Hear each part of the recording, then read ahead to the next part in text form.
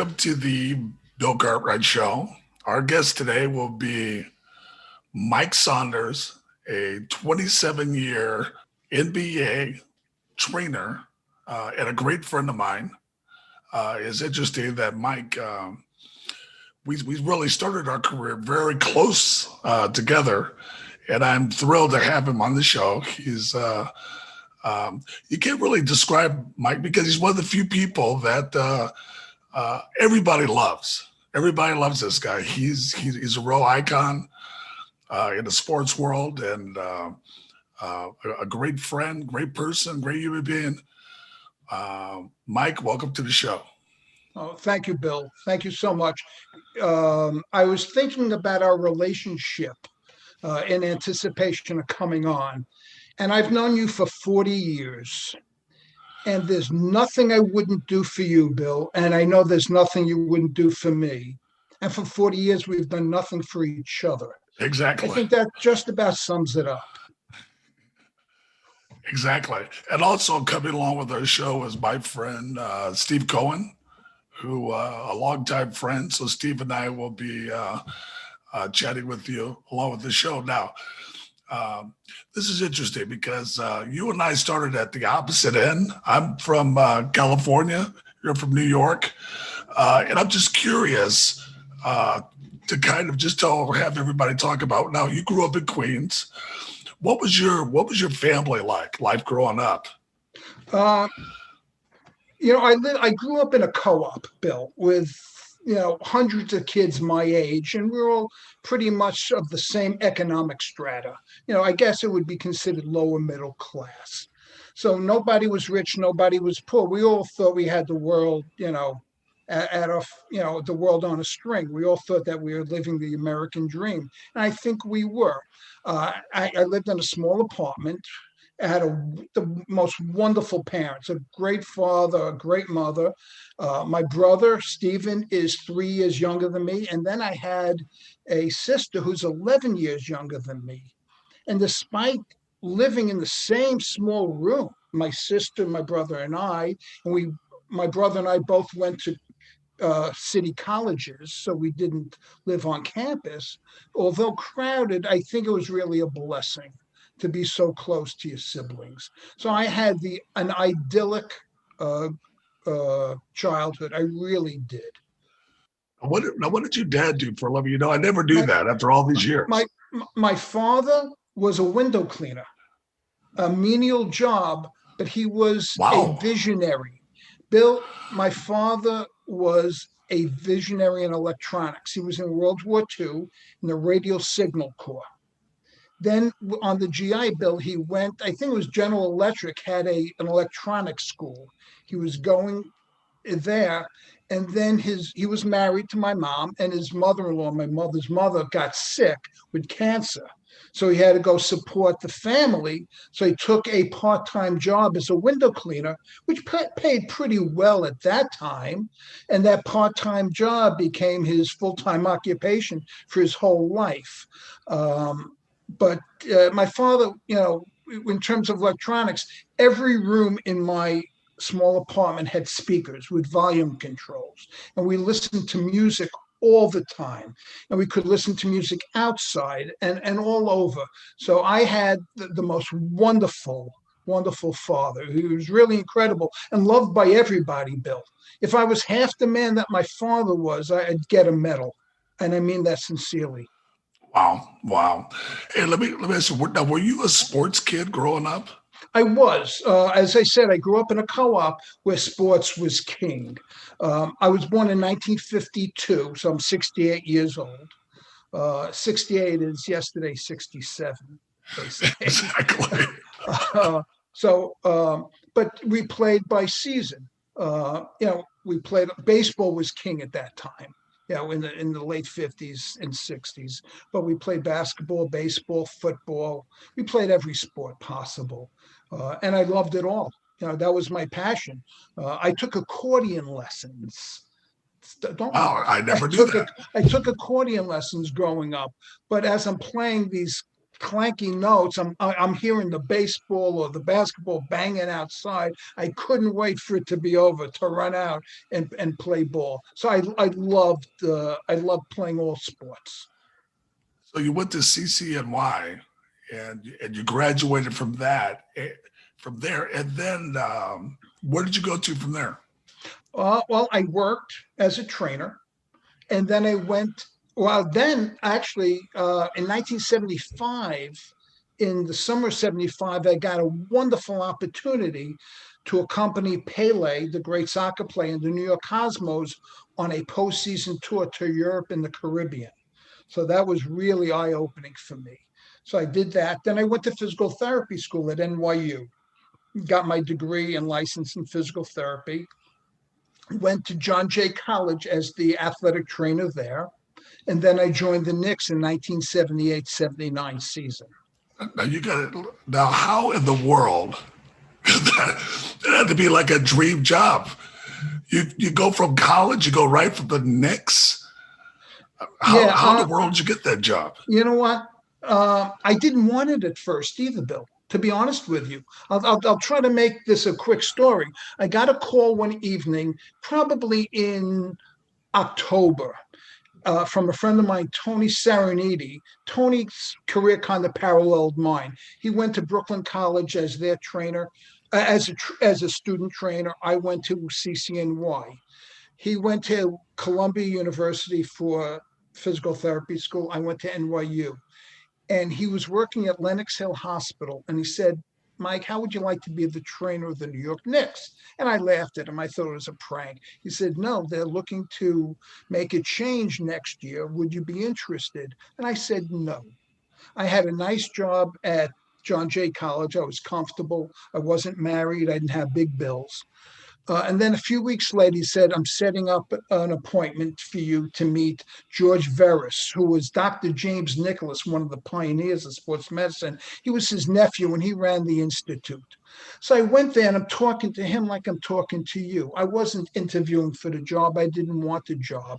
And when you relax that way, you probably give a better presentation. So I met with George a few times. I met with Willis Reed, who was the coach at the time of the Knicks. And again, it just proceeded, and I didn't really care if I got it or not. And then one day I came back to my apartment in Manhattan, and there was an envelope waiting in my mailbox from the New York Knicks. And it had a beautiful letterhead. I couldn't believe the envelope, multicolored, orange and blue with the Knick colors and the brown basketball. I was blown away by it. I said, I want to work for that team. And I opened up the letter, and it was a rejection letter. It was saying, we're not making any changes at this time. And I still have the letter and the envelope. But the interviews continued. And I remember I was in Puerto Rico with the national soccer team, U.S. national soccer team. And I got a call from Eddie Donovan, who you knew, who was our general manager. He said, Mike, when you come back, come up to the office. So I kind of knew that I had the job at that point. So that's how it went. I wasn't looking for the job. It's tremendous responsibility. I was 26 years old. That's quite a burden to have. But I lasted 27 years. I think they kept me around until I got it right. I think that's what it was. But Exactly. I look back, and it was a privilege to be in the NBA and to work for the Knicks. Well, let me ask you, what was that first year like? And now you're head coach as Willis Reed, and you're Willis lasted, I think, about 16 games into that season. And then Red Holzman came back. So, it was a baptism of fire to undergo a coaching change and such. So it was quite a challenge to me. And I'll mention two names to you: Michael Ray Richardson and Ray Williams. Does that kind of paint a picture of how chaotic it potentially could have been? But it was, I knew no different, and it was wonderful. Few people broke me in. Cal Ramsey, who was color analyst on TV, broke me in. Butch Beard, who started in training camp as a player and then became an assistant coach, helped break me in. So I had great people looking after me. So what you really learn in your first couple of years? I mean, you have Willis Reed, then you get Red Holzman, boom, boom, two different personalities. You're dealing with different players. So what was your first Well, couple of years like? you have to understand, I was never set in my ways. I was never a get off my lawn type of guy. I didn't have any precedent. I didn't know. So I went with the flow. I did what I thought was right. I listened to others. I depend upon veteran players to help lead the way. So that's how I figured it out. Kind of flew by the seat of my pants. Not everything I did was right or the best way, but I learned to maybe get it to be the best way. But it was quite an experience. What I thought was interesting in looking back at your 27 years, you had 14 and a half coaches. And the reason I say half is because you got one coach twice, Herb Williams. Right. So you had 14 coaches. Now that's a lot of personalities and the interesting, strong personalities, veteran personalities of coaches. How did you deal with those changes of those different coaches? I well, I'm not sure it was easy or not. I think I'm the right guy for that type of job because I could go with the flow. I didn't stand on ceremony. I respected coaches very much. Um, so it was good. It was fine for me. I mean, I felt badly when a coach was let go, certainly. But understand, seven of those coaches, half the coaches, are in the Hall of Fame. One as a player, Willis Reed, the other six are Hall of Fame coaches, Bill. Right? So Yeah. I worked with the best, and I respected the job I had to do. I respected their job. I respected the players. And what you give is what you get back in return. So when you give respect, you're going to get it. And kind of towards the middle to the end of my career, I guess I had a reputation, so to speak. So people knew who they were getting. Who was the most challenging? Just kind of which coach was the most challenging as far as maybe you had guys who were injured, maybe coaches were working the players too hard. Who was the guys that were the most challenging, Well, and who was great? Who was kind of just fun that you really really liked? you have to understand context and situation. Um, Bob Hill, who took over for Showell, took over for UB Brown, had a very difficult position to function in. Took over for UB, who was a great coach. Bernard King was hurt, yet trying to come back that year. So Bob had to have some practices and accommodate Bernard. Uh, and he wanted me to do things that we did with UB. I used to host roasts for the players and parties and things like that. But when things are dragging, when you're losing, it's not the best, most appropriate thing to do. So sometimes he wanted me to run these parties. I knew it wasn't going to work, and he thought it was because of him, but it wasn't. It was because of the situation. We had a lot of guys hurt, and it just it, the season dragged on. It was like you know a torture. So that was difficult, but I respected the job he had to do, and he was a great assistant coach, great Right, assistant coach. right, and dresser. Yes, he was. Yeah, no question about it. No Yeah. question. And I think he went on to have a very good career. He was in San Antonio before Greg Popovich.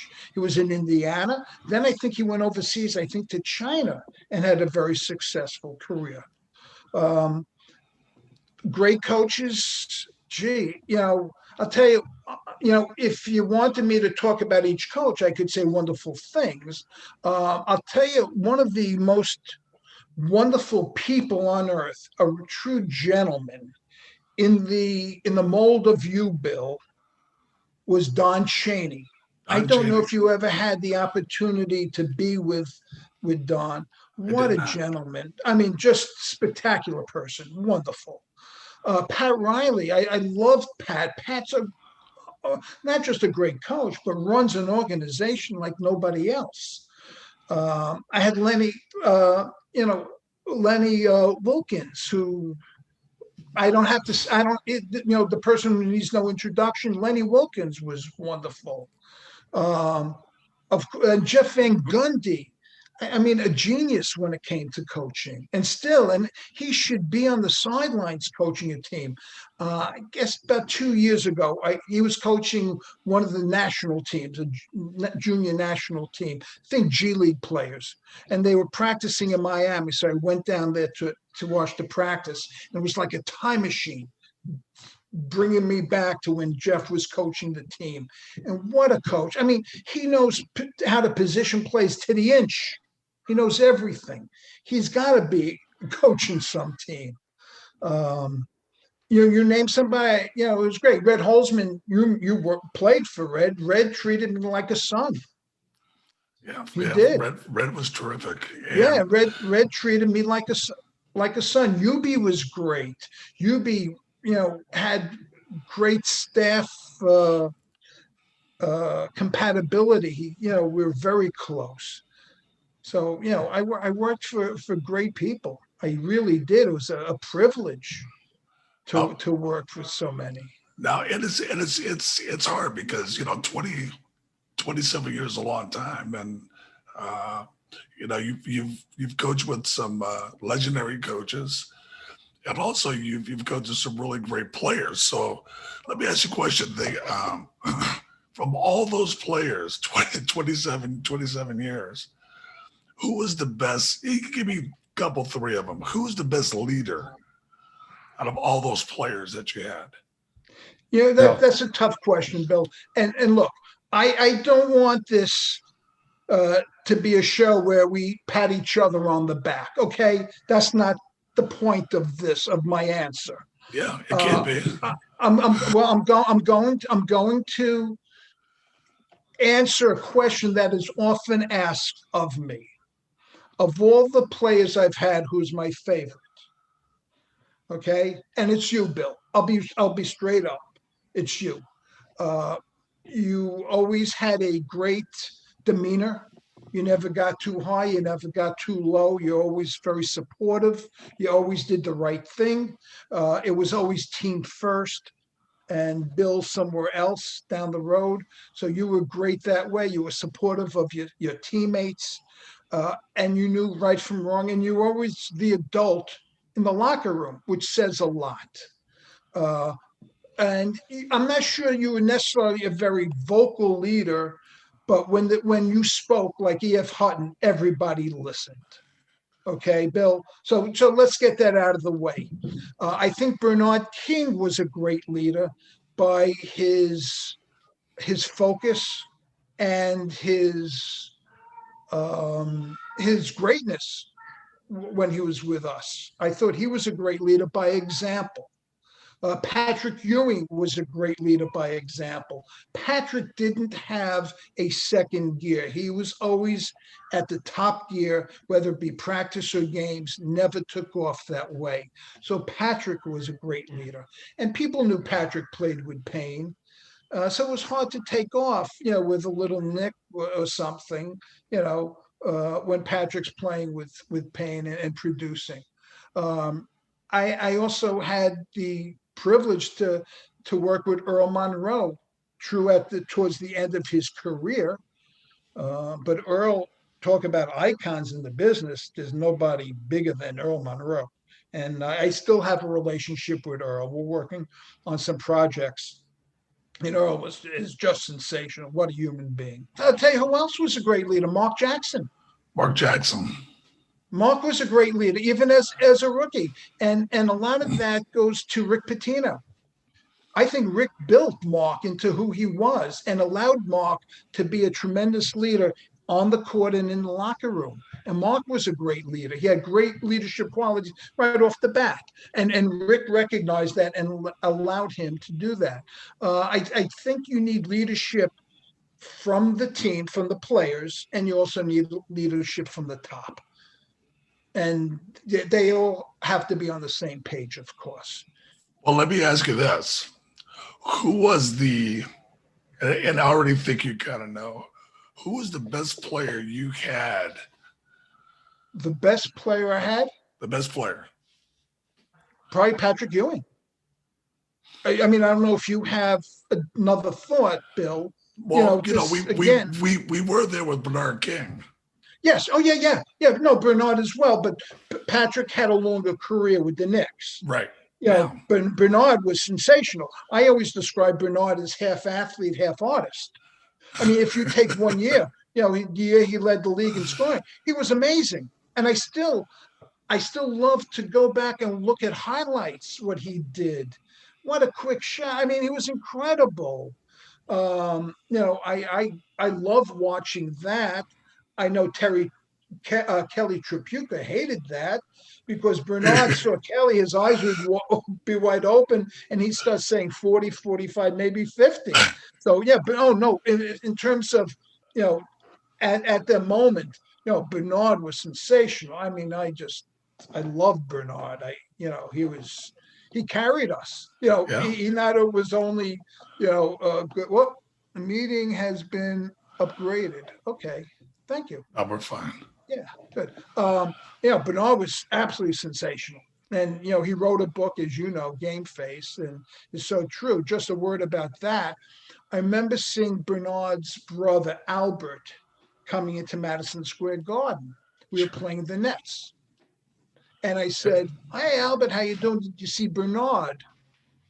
And he said, "I saw Bernard, but I didn't say hello. He had his game face on." So even his brother wouldn't speak to him when Bernard had his game face. So, yeah, but no, you're right about Bernard. Bernard was just off the charts great. As I played 16 years in the league, I was lucky enough to coach that long as well. And I still remember when we first got in the league, you would carry or better yet, have us carry bags on and off the bus. So what was it like from the start of your career as a trainer to how it ended? Because your responsibility, it seemed like you had to do everything. You had to set up buses. I did.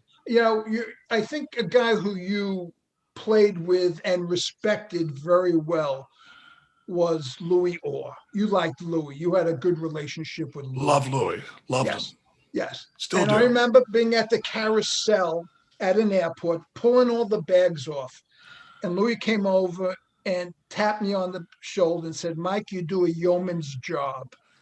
And I said, "Yeah, Louis, yo man, do this. Yo man, do that." And I think that summed it up. So, yeah, you had to do everything. The first books about athletic training always started, a trainer must wear many hats. And I did. I was a traveling secretary. I was the equipment man, the laundry man, whatever it may be. I did that. And it's great training for life. You learn to field expediency when things go wrong. You have to have a solution. Well, I just thought it was amazing, especially now because teams have equipment managers. They have secretaries to set up the buses and the planes. So it's like all those jobs you did, they have people to do that now. Yes, that doesn't mean it gets done any better, Bill. I think there's it's not about me. It's just there's a point of diminishing returns when you have such a large staff tripping over each other, trying to take care of all the players.